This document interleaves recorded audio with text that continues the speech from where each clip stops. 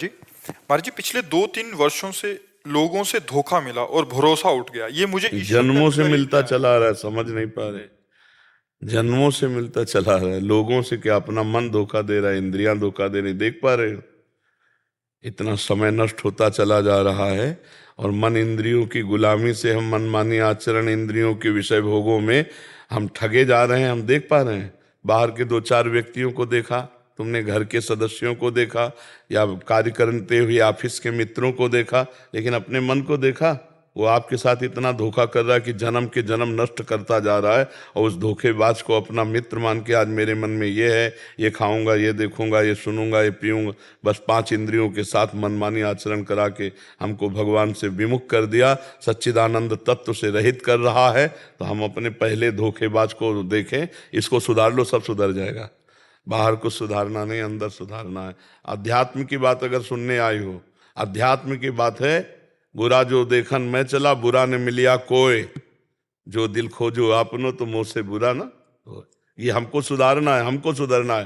तेरे भावे जो करे भरो बुलो संसार, नारायण तू बैठ के अपनो भवन भुआल। आपको ऐसा लगता है मैं सबके साथ अच्छा व्यवहार करती हूँ, सब हमारे साथ बुरा व्यवहार करते हैं?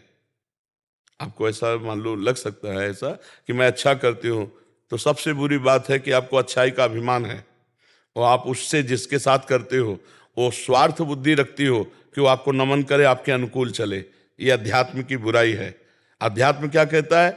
दूसरे को सुख दिया और नेकी कर दरिया में डाल। वो हमको धन्यवाद बोले, ऐसी आकांक्षा नहीं। मैंने अपने कर्तव्य का पालन किया, तेरा स्वभाव, तेरी बुद्धि, तू जैसा बोले मुझे उससे कोई मतलब नहीं, ऐसे चला जाता है अध्यात्म में। कोई दुख नहीं दे सकता।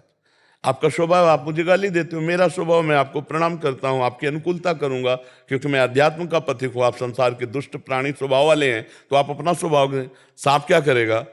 अगर वो नमस्कार भी करेगा, प्यार भी करेगा, तो फणा ही मारेगा, उसके पास कोई और है नहीं। दुष्ट स्वभाव का आदमी अगर बोलेगा तो गाली बोलेगा, प्रतिकूल बोलेगा, वो जो भी करेगा अपनी दुष्टता के अनुसार करेगा।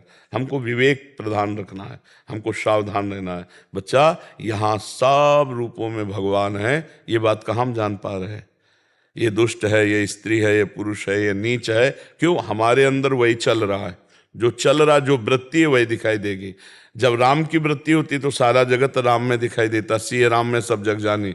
और काम की वृत्ति होती तो सब काम ही नजर आते हैं। दुष्ट वृत्ति होती तो दुष्ट नजर आते हैं। हमारी जैसी वृत्ति वैसा हमें बाहर दृश्य दिखाई देता है। अब अगर अध्यात्म की बात सुनना चाहो तो मन और इंद्रियों को संभालो, किसी से थैंक यू की इच्छा मत रखो और दूसरों का मंगल करो, तो तुम्हारा मंगल होगा, भगवान तुम्हें आनंद प्रदान करेंगे। अपनी गलतियों की जांच करो, रोज शाम के बैठ के, सुबह से शाम तक मेरे द्वारा कौन सी गलती हुई, कौन सा धर्म विरुद्ध आचरण हुआ। अभी कुछ दिन में आप देखो ना कि आनंद आने लगेगा। हम अपनी गलतियों को बिल्कुल छुपा लेते हैं, दूसरे की छोटी गलती को सभा में बड़ी करके बताना चाहते हैं, लेकिन अपनी बड़ी गलती को बिल्कुल नॉर्मल मान के उसे शांत कर देते हैं। हमको चाहिए दूसरे की बड़ी से बड़ी गलती को नॉर्मल करके छोड़ दें, अपनी छोटी सी गलती को बिल्कुल नॉर्मल न करें, उसे बड़ी करके नष्ट कर दें, तो हम निर्दोष हो जाएंगे। जब हम निर्दोष हो जाएंगे, हमारी दृष्टि में सब मंगलमय हो जाएगा, हमारा अध्यात्म का। अब अगर आप व्यवहार की बात करना चाहते हैं तो बोलिए।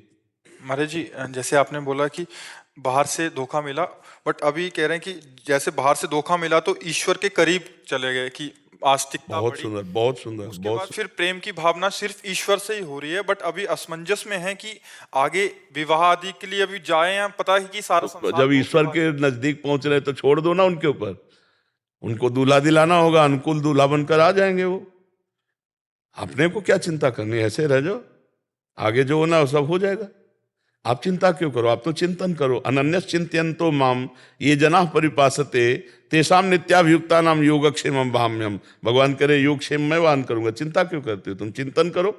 भगवान वैसे, ऐसा थोड़ी है, ऐसे ऐसे लोग हैं जो तुमसे 100 गुना अच्छे मिल जाएंगे।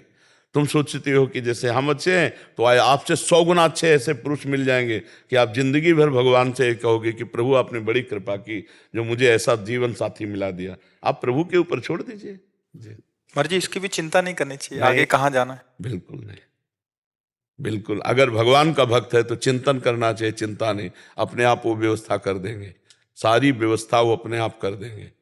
बिल्कुल विश्वास करो, ये हमने ऐसे चट्टपट देखा है। पूरे जीवन की हम एक एक घटना की बात बता सकते हैं। यदि ऐसे हो तो हर जगह भगवान तुम्हारे सामने, हमने भगवान का चमत्कार देखा है। बोलो जय श्री राधा।